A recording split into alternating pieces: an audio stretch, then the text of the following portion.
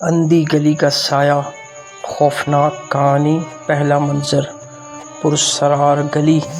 یہ قصہ ایک پرانی بستی کے ہے جہاں ایک ایسی گلی تھی جسے سب اندھی گلی کہتے تھے۔ اس گلی میں نہ کوئی روشنی تھی، نہ ہی کوئی وہاں سے گزرنے کی ہمت کرتا تھا۔ لوگ کہتے تھے کہ جو بھی اس گلی میں گیا وہ واپس کبھی نہیں آیا۔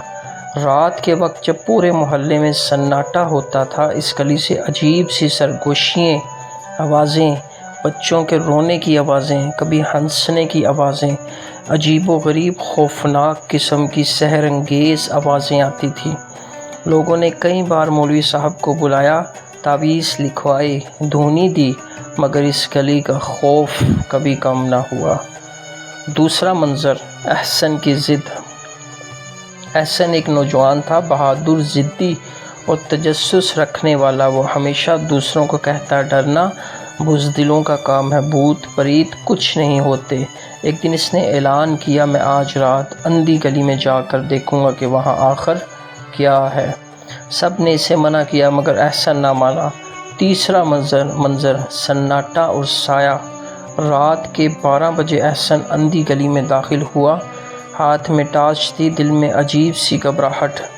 جیسے ہی وہ گلی کے بیچ میں پہنچا، ٹارچ کی روشنی بجھ گئی، موبائل کا سگنل بھی ختم ہو گیا۔ اچانک اسے اپنے پیچھے سے کسی کے چلنے کی آواز آئی۔ وہ پلٹا مگر وہاں کوئی نہیں تھا۔ پھر ایک سرد ہوا کا جھونکا آیا اور اس کے کان میں کسی نے سرگوشی کی، تو بھی آ گیا؟ احسن کے رونگٹے کھڑے ہو گئے۔ اس نے پیچھے دیکھا تو ایک عجیب کالا سایہ کھڑا تھا۔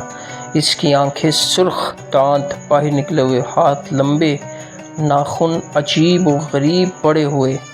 چوتھا منظر، قید۔ وہ سایہ احسن کے قریب آیا اور کہا، اب تجھے بھی ان کے پاس لے جاؤں گا جو پہلے آئے تھے۔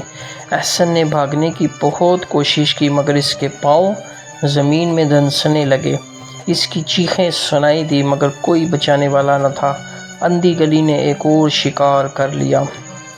لوگ کہتے ہیں کہ آج بھی رات کے وقت اندھی گلی میں احسن کی آواز آتی ہے، مجھے بچاؤ، مجھے نکالو یہاں سے۔ جو بھی اس گلی کی آواز سنتا وہ بہت زیادہ خوف زدہ ہو جاتا اور گلی کی دیواریں بھی دھیرے دھیرے سائے پڑتے جاتے۔